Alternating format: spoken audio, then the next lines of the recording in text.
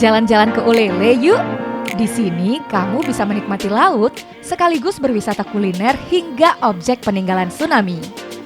Ulele merupakan daerah yang paling berdampak tsunami yang telah bangkit dan menjadi desa wisata. Meski berjarak sangat dekat dengan pantai, di sini masih berdiri kokoh Masjid Baitur Rahim yang menjadi simbol kekuasaan Allah dan menjadi pembelajaran bagi kita hingga generasi penerus. Ulele adalah tempat healing favorit di kota Banda Aceh.